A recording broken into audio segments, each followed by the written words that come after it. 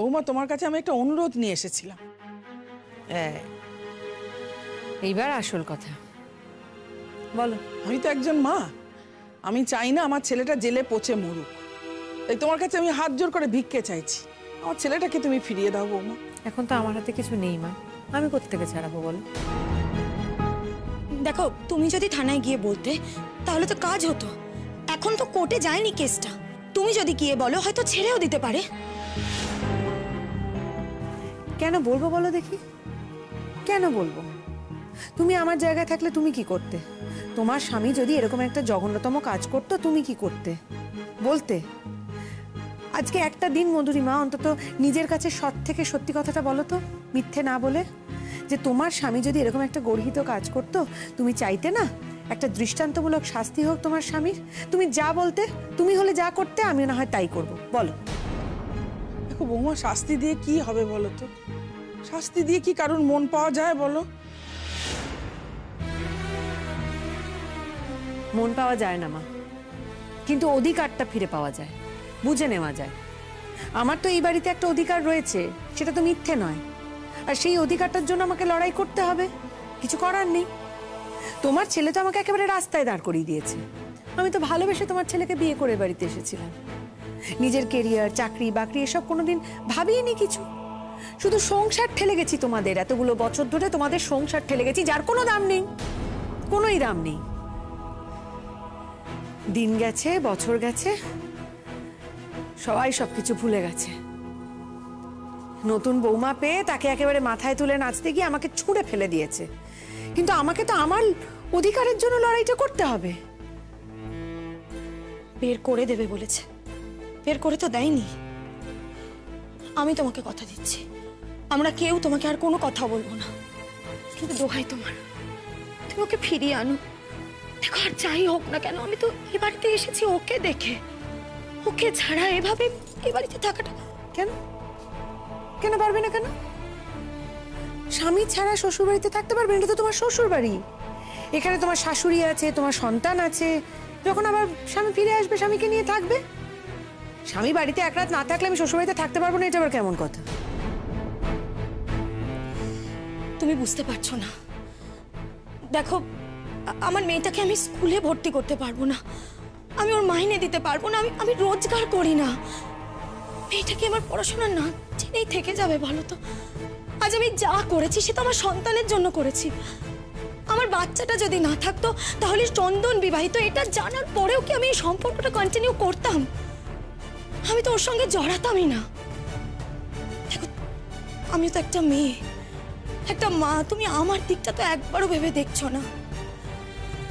তোমার বাচ্চা হয়নি বলে তোমার কষ্ট আছে, আমি সেটা বুঝি। কিন্তু একটা বাচ্চা হয়ে যাওয়ার পরেও তাকে শুধু ভালো রাখার জন্য প্রত্যেকটা মুহূর্তে যে দুশ্চিন্তা হয়, সেটাকে আমি কি করি বলো তো? আমার সন্তান যদি লেখাপড়া না জেনেই থেকে যায়, আমি ওকে নিয়ে কি করব?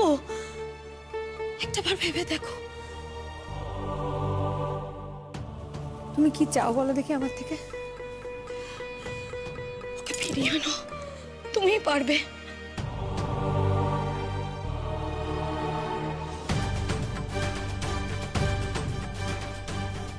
তাতে আমার লাভ? আমি তোমাকে কথা দিচ্ছি, এ বাড়ি থেকে আমি তোমাকে বের করে দিতে দেব না।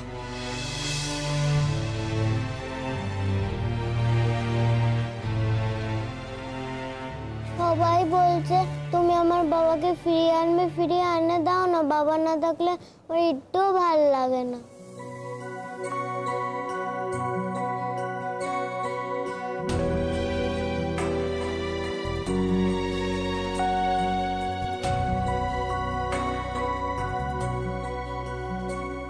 তোমাদের কারোর জন্য নয়।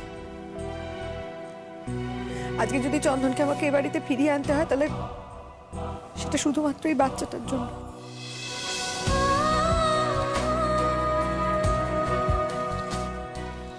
ওর তো কোনো দোষ নেই। আমি জানি না ওই পাষণ্ডটা এটার দাম দেবে কিনা কোনোদিনও, সে আশাও আমি করি না। কিন্তু এটুকু মনে রেখো, তোমার প্রতি কোনো দয়া থেকে নয়, তোমার শাশুড়ি মার প্রতি কোনো দয়া থেকে নয়। আর যদি এই সিদ্ধান্তটা আমাকে নিতেই হয় তাহলে সেটা শুধুমাত্র এই বাচ্চাটার দিকে তাকিয়ে। ওর বাবার কষ্টটা ও কেন বয়ে বেড়াবে? ওকে তো লোকজন রাস্তায় হিউমিলিয়েট করবে,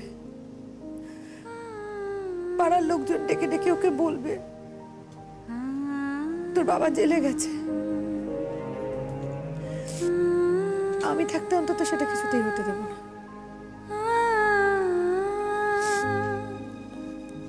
আর একটা কি কারণ জানো তো? তোমার বাচ্চাটাকে না আমি বড় ভালোবেসে ফেলেছি। কে জানে কথা ফুরফুরে আমার বাচ্চা নেই তো, সবাইকে যায় বলা, থাকলে হয়তো এরকম ভাবে কোলাহল করতো। কথা সঙ্গে নিয়ে পথে হেঁটে চলা, কার কাছে কই মনের কথা,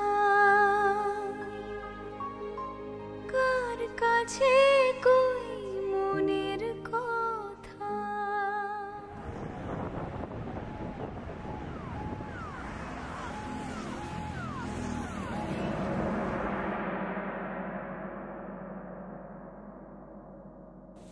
নমস্কার স্যার, চিনতে পেরেছেন আপনি আমাকে? হ্যাঁ, আপনার হাজবেন্ড তো পিসিতে আছে, মানে দুদিন ছুটি ছিল তো, কালকে কোর্টে তুলব। একটা অনুরোধ ছিল স্যার। কি, হাজবেন্ডকে দেখতে চান? না, তাহলে মানে অন্য কিছু বলবেন, মানে নতুন কোনো কমপ্লেন? একটা রিকোয়েস্ট ছিল স্যার, যদি দয়া করে চন্দন মৈত্রকে আপনারা ছেড়ে দেন। ছেড়ে দেব মানে? আপনি তো ওর এগেইনস্টে কমপ্লেন করেছেন আর তার ভিত্তিতেই আমরা তুলেছি। জানি স্যার, কিন্তু আমি কমপ্লেনটা উইথড্র করে নিতে চাই। মানেটা কি? এত বড় একটা অন্যায় করেছে বলে আপনারা আমাদের কাছে এলেন, প্রেসার করলেন, নানান রকম ভাবে প্রেসার করালেন। আপনি থাকতে অন্য একজনকে ঘরে তুলে এনেছে, আপনার উপর ডোমেস্টিক ভায়োলেন্স হচ্ছে, আপনাকে আলাদা করে মেইনটেনেন্স দিচ্ছে না, আর আপনি তাকে ছেড়ে দেবেন? আপনাকে ঠকিয়েছে, আপনাকে ট্রমার মধ্যে রেখেছে। উনি শুধু বিয়ে করেছেন তাই নয়, উনি একটা বাচ্চার বাবাও হয়েছেন, আর আপনাকে এসব কিচ্ছু জানায়নি। দেখুন, উনি তো আপনাকে এত রকম ভাবে ঠকিয়েছে, তাহলে আপনি এই ডিসিশন নিচ্ছেন কিভাবে? আপনি বসুন।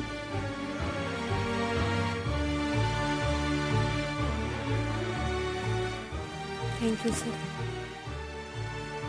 আপনাকে কে প্রেশারাইজ করছে বলুন তো? আমাকে কেউ প্রেশারাইজ করেনি স্যার, আমি নিজেই এই সিদ্ধান্তটা নিয়েছি। আমি ভেবে দেখলাম যে সম্পর্ক ভেঙেই গেছে, সেই সম্পর্কটা তো আর জোড়া লাগার কোনো সম্ভাবনাই নেই। ওর যখন একটা বাচ্চা আছে, সে বাচ্চাটার পিতৃ পরিচয়ের প্রয়োজন আছে, বাচ্চাটা স্কুলে পড়বে, নাহলে তো বিভিন্ন জায়গায় ওই বাচ্চাটাকে হিউমিলিয়েটেড হতে হবে স্যার। সবাই বলবে ওর বাবা জেলে থাকে। কিচ্ছা কেলেঙ্কারির তো আর অন্ত থাকবে না স্যার। তাই বলে এরকম একটা ক্রিমিনালকে আপনি ছেড়ে দেবেন? শাস্তি দেবেন না? আমি শাস্তি দেওয়ার কে স্যার? শাস্তি তো যদি দেওয়ার হয়, যদি কারোর পাওয়ার হয়, সে ঈশ্বর দেবেন। আমি বিশ্বাস করি এই দুনিয়া তো ঈশ্বরের অঙ্গুলি হেলনেই চলে। যার যার কর্মফল তাকে একদিন না একদিন ঠিক বুঝেই নিতে হবে, এটা আমার বিশ্বাস। আমি কি করতাম ওকে শাস্তি দিয়ে? সাময়িকভাবে ওই শাস্তির জন্য ওর হয়তো চাকরিটা চলে যেত। যে মেয়েটিকেও বিয়ে করে এনেছে, ওই বাচ্চাটা, ওরা তো ভেসে যেত স্যার, না খেতে পেয়ে মরতো।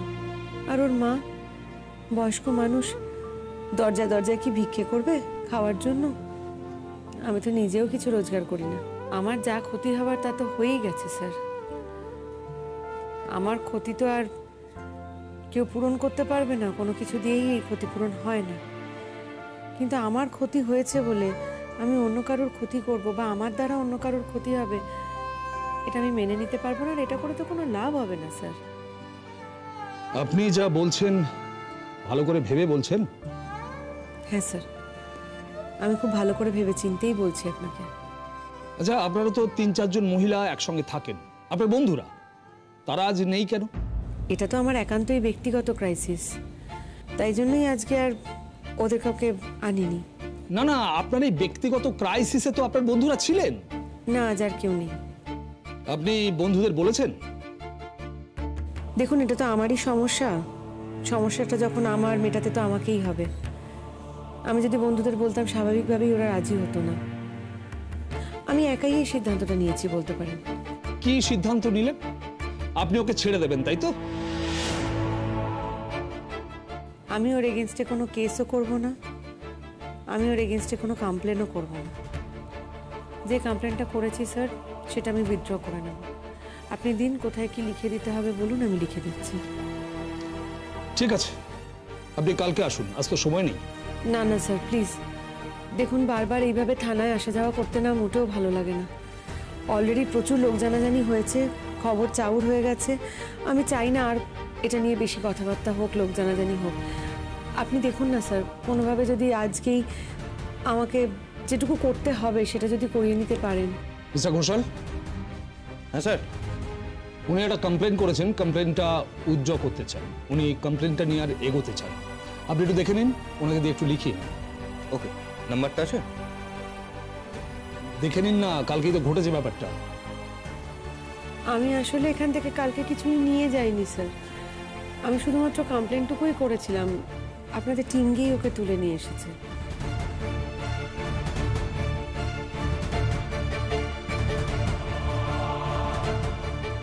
আপনি এখানটা লিখে দিন, আপনি কেসটাকে আর কন্টিনিউ করতে চাইছেন না। হ্যাঁ, লিখে দিচ্ছি। দিচ্ছি স্যার।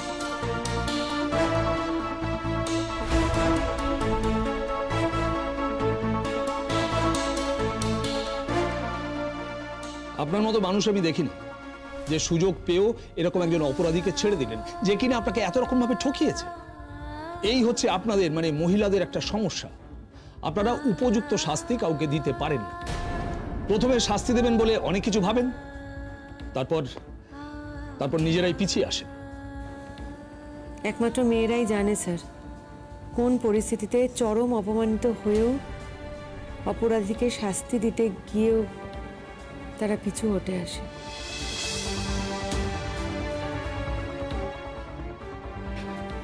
আপনি এখানে ওয়েট করুন।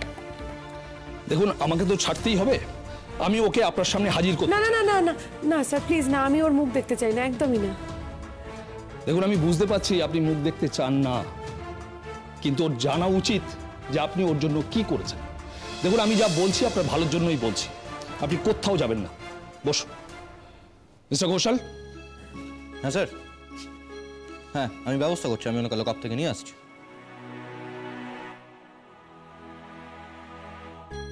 দেখুন, এখনো সময় আছে, আর একটু ভাবলে পারতেন। আমার ভাবা শেষ স্যার, আমার ভাবা শেষ হয়ে যেখানে গেছে তারপরেই আমি এসেছি আপনার কাছে। আচ্ছা, ঠিক কি কারণে আপনি এটা করলেন বলুন তো? মানে আপনার স্বামীর রোজগারটা চলে যাবে বলে? বাচ্চাটার জন্য। আরে সেই বাচ্চাটার জন্মটাই তো অবৈধ। কোনো জন্মই কি অবৈধ হয় স্যার? আমি বিশ্বাস করি মানুষ মাত্রই ঈশ্বরের সন্তান, সেক্ষেত্রে সবকটা জন্মই বৈধ। ঈশ্বরের সন্তানদের মধ্যে তো আর অবৈধ হয় না। পৃথিবীর যে কোনো শিশু, যে কোনো সন্তানই সুন্দর, তার মধ্যে বৈধতা অবৈধতা হয় না। আসলে কি বলুন তো, সন্তান এবং সম্পর্ক, এই দুটো জিনিসের মধ্যে কখনোই বৈধতা বা অবৈধতা হয় না, এটা আমি অন্তত বিশ্বাস করি। যে কারণে ওর বউকেও আমি ক্ষমা করে দিয়েছি। ওর মন পড়েছে ওই মেয়েটির প্রতি। জোর করে তো সবটা হয় না, ওদের ভালোবাসা তৈরি হয়েছে। এখন আমি কোন জোর খাটিয়ে বলবো বলুন দেখি যে আমার সঙ্গে থাকুক? হয় না। তাছাড়া ও মনে মনে একজনকে ভালোবাসবে আর সংসার করবে আমার সঙ্গে। ওরে বাবা, এই থেকে যে আমাকে মুক্তি দিয়েছে, এর জন্যই আমি ওর কাছে কৃতজ্ঞ থাকব। বাচ্চাটাকে দেখেছেন আপনি? বাচ্চাটা বড় নিষ্পাপ, ফুলের মতো ফুটফুটে একটা মেয়ে। আপনি খেয়াল করেছেন কিনা জানি না, ও যখন বারবার ছুটে ছুটে এসে আমাকে বলছে না যে আমি বাবা ছেড়ে থাকতে পারবো না, আমার বাবাকে তুমি ফিরিয়ে দাও, আমি সহ্য করতে পারছি না স্যার, আমার নিজেকে বড্ড অপরাধী মনে হচ্ছে। দেখুন, আমি আমার স্বামীকে শাস্তি দিতেই পারি, কিন্তু একটা বাচ্চার বাবাকে আমি শাস্তি দিতে পারি না। আমার সারা জীবন এই অপরাধ বোধটা তাহলে ভিতরে ভিতরে থেকে যাবে। তার থেকে আমি যদি ওর বাবাকে ফিরিয়ে দিই, ওই সন্তানটার, ওই বাচ্চাটার মনে থেকে যাবে যে ওর বাবাকে আমি ফিরিয়ে দিয়েছিলাম। ওই বাচ্চাটার মনে এখন যা যা ভয় ঢুকে বসে রয়েছে সেগুলো অন্তত বেরিয়ে যাবে। আর যেখানে আমি ওর সঙ্গে কোনো রকম কোনো সম্পর্কই রাখতে চাই না, ওর মুখদর্শনই করতে চাই না, সেখানে আমার তো এটাকে জিয়ে রাখার কোনো মানে হয় না। আপনি বলে দেবেন, বরং আপনি বলে দেবেন ওকে যে এবারে যেন যাদেরকে ও বাড়িতে নিয়ে এসেছে স্ত্রী পরিচয় দিয়ে, সন্তান পরিচয় দিয়ে, তাদেরকে যেন ভালোবেসে আগলে রাখে, যত্নে রাখে। যার সঙ্গে সম্পর্ক রাখার কথা ভাবলে আমার গা গুলিয়ে আসে স্যার, তার সঙ্গে সম্পর্ক রেখে আমি নিজেকে অন্তত আর অসম্মানিত করতে চাই না। আমি ওকে ডিভোর্স দিয়ে দেবো।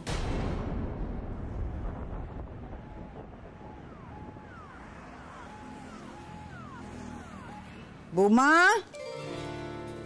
ও বৌ, হ্যাঁ মা, আমি এ কি লুচি, বেগুন ভাজা, মিষ্টি এগুলো? তোমার জন্য, তোমার জন্য। হ্যাঁ গো, শোনো কি হয়েছে বলো দেখি। কাল যে তুমি স্কুলে গেলে, তো গেলে আর চলে এলে, আমরা ওটাকে ধরছি না, তাই কি বল পড়াক। আজকেই তো প্রথম দিন তুমি গেলে, ক্লাস টেলাস নিলে, এতক্ষণ রইলে, এখন থেকে ততক্ষণই থাকতে হবে না? সেই জন্য আমরা ধরে নিলাম যে আজকে তুমি প্রথম স্কুলে গেলে, সেই আনন্দে। আমার ছেলে কি বলেছে জানো? আমার ছেলে বলেছে, মা আজ তুমি শিমুলের জন্য লুচি আর বেগুন ভাজা করে রেখো। আর কি বলেছে বৌমা, একথাও বললে যে সে যদি নিজে হাতে করে দিতে পারতে তাহলে নাকি তাই করতে। নেহাত সে পারছে নে বলে আমাকে দিয়ে সে করিয়েছে গো। বৌমা, পরাগ কথা বলছিল যে মা সেই সকালবেলায় দুটো খেয়ে গেছে তোমার বউ, সে যেন ফিরে এসে বসে না থাকে। হ্যাঁ, তুমি তো আবার তাকে টিফিনও দাওনি, আমার বকেছে গো। ও বৌমা, আমার ভুল হয়ে গেছে গো, আমি কাল থেকে তোমাকে ঠিক টিফিন করে দেবো। তুমি কি হচ্ছে বলো তো? এগুলো কেন করো তুমি? এগুলো করলে কিন্তু আমাকে অস্বস্তির মধ্যে ফেলা। এগুলো করতে যেও না প্লিজ। তোমার আজকে স্কুলে কিরকম কাটলো বল? আচ্ছা কি গো তুমি, মায়ের তো বয়স হয়েছে বলো, মা এখন আমার জন্য খাবার দাবার বানাবে? এটা হতে পারে? মা তো আগে সব করতো, তুমি আসার পরে মা একটু রিল্যাক্সড হয়েছিল, কিন্তু তারপরে মা বললো যে মা পারবে, সেই জন্যেই। আর তাছাড়া আমার নিজেরও একটু খেতে ইচ্ছে করছিল। মোটেই না, একদম বাজে কথা বলবে না। আমি যখন তোমাকে বলি যে আমি করে দেবো, তুমি কি বলো তোমার এগুলো সব খেতে ইচ্ছা করছে না। আজ হঠাৎ করে তোমার খেতে ইচ্ছে করলো, বলো আমার জন্যই বানাতে বলেছো, নিজের নাম দিচ্ছ। বলিও বৌমা, অত কথা বলতে হবে না গো, এখন ঠান্ডা হয়ে যাচ্ছে তো। চলো খাবে, চলো। তুমি বলো আমায়, আমি যে এত কষ্ট করে করলুম, তুমি খেলে আমার ভালো লাগবে না? ভালো লাগবে তো। এসো এসো এসো, দেখে এসো। এইসো আবার কি? আমি একা একা খাবো নাকি? বলি ও কি কথা, আমরা কি সব স্কুল থেকে এলুম নাকি? তুমি তো খাবে। বলছিলাম কেউ বৌমা, এখন আর কে লুচি খাবে? আমি ঠিক করেছি আজকে রাত্রিবেলা না, আমি শুধু লুচিই খাবো, আর কিচ্ছুটি খাবো না। তাই এখন আর খাচ্ছি না। শোনো, আমার দুটো কাজ আছে এখন। একটা হচ্ছে এই রান্নাঘরে গিয়ে পরাগের জন্য কিছু লুচি টুচি ভেজে এনে দেবো, আর তোমাকে একটু জল টল একটু এগিয়ে দেবো। শোনো শোনো না, রাত্রিবেলার জন্য ওই তুমি, পরাগ আর পলু খাবে, তার জন্য রান্নাটাও আমি করে রেখেছি। আর কিচ্ছু করতে হবে না এখন, শুধু আমি পরাগের জন্য দুটো লুচি ভেজে এনে দেবো। পরাগ খাবি তো? এখন খাবি? মা তুমি বেশি করে করেছো তো? কি বলছো শুনছো? অনেক বেশি করে করেছো তো মা। ও কি কথা? শোন শোন, আমার অন্নপূর্ণার ভান্ডার, পুরো এনে পুরো এনে। দিদি লুচি খেতে খুব ভালোবাসে, তাই না মা? হ্যাঁ রে, লুচি খেতে ভারী ভালোবাসে মেয়েটা আমার। কেমন আছে কে জানে, আজ তো সে ফোনও করলো না। মন খারাপ করছো তো পুতুলদির জন্য? বুঝতে পেরেছি আমি। আচ্ছা ঠিক আছে, আমি বরঞ্চ তীর্থদাকে ফোন করে বলবো যাতে পুতুলদিকে নিয়ে আসে, নিয়ে এসে তোমাকে দেখিয়ে দিয়ে যায়। মন খারাপ করো না। মন খারাপ আর কি, ওই পুতুলের যাটা, সে তোমার পুতুলটাকে কিছুতেই ভালোবাসতে পারলো না গো। তাই একটু মাঝে মাঝে চিন্তা হয়, কিভাবে যেন তো তবু ভালো যে তীর্থর মতন ছেলের সঙ্গে বিয়ে হয়েছে। এমন ভালো ছেলে কটা হয় বলো দেখি। বৌমা, আমার মেয়েটা কত জন্ম তপস্যা করেছিল কে জানে, দিলে অমন ছেলেকে কেউ স্বামী হিসেবে পায়? এত ভালো সে। আপনি কিন্তু আপনার খোরপোশটা বুঝে নেবেন। না না স্যার, প্রশ্নই উঠছে না। যে আমার বিশ্বাস নিয়ে ছিনিমিনি খেললো, আমার জীবনটাকে যে ওলট পালট করে দিল, তছনছ করে দিল সব কিছু, তার টাকায় আমি খাবো আমি ভাবতেও পারি না। দেখুন, আপনি খুব ইমোশনালি কথা বলছেন, আপনাকে আরেকটু র্যাশনালি কথা বলতে হবে। আমি পারবো না স্যার, আমি সত্যি বলছি আমি পারবো না। আমার দ্বারা এটা অন্তত হবে না। বরং এই সুযোগে আমি নিজের জন্য একটা কাজ খুঁজে নিতে পারবো, অন্তত চেষ্টা তো করব। এতদিন তো সেসবের কোনো প্রয়োজন হয়নি, কোনোদিন ভাবিও নি, ভুল করেছি। এখন তো হাড়ে হাড়ে মজ্জায় মজ্জায় টের পাচ্ছি, বুঝতে পারছি স্যার। জানেন তো, মেয়েদের সব থেকে বড় ক্রাইসিস কি বলুন তো? কর্মহীনতা। এই দেখুন, আজকেই যদি আমার নিজস্ব একটা রোজগার থাকতো, একটা চাকরি বাকরি কিছু থাকতো, সে যত ছোটই হোক না কেন, আমাকে তো আর কারোর ওপর ডিপেন্ডেন্ট হতে হতো না, কারোর দায়ে আমাকে চলতে হতো না। নিজের মাথার ওপর নিজস্ব একটা কিছু থাকতো। আজকে যদি কথার কথা ধরুন চন্দন আমাকে খোরপোশ দেয়ও, টাকা পয়সা দেয়ও, ভালোবেসে তো আর দেবে না স্যার। বিরক্ত হয়ে দায়ে পড়ে আইনের নির্দেশ মেনে দেবে। আইনের নির্দেশ মেনে তো আমি আর ওকে বিয়ে করিনি স্যার, তাই আইনের নির্দেশের পরেও কোনো কিছু হবে না। এই যে গুণধর, আপনাকে ছেড়ে দেওয়া হচ্ছে। Thank you sir, thank you. আমাকে থ্যাংক ইউ দিয়ে লাভ নেই, কারণ আমি কোনোভাবেই আপনাকে ছাড়তাম না। আপনাকে ছেড়ে দিয়েছেন আপনার স্ত্রী, শুধু আপনার নতুন সংসারের কথা ভেবে, আপনার বাচ্চাটার কথা ভেবে।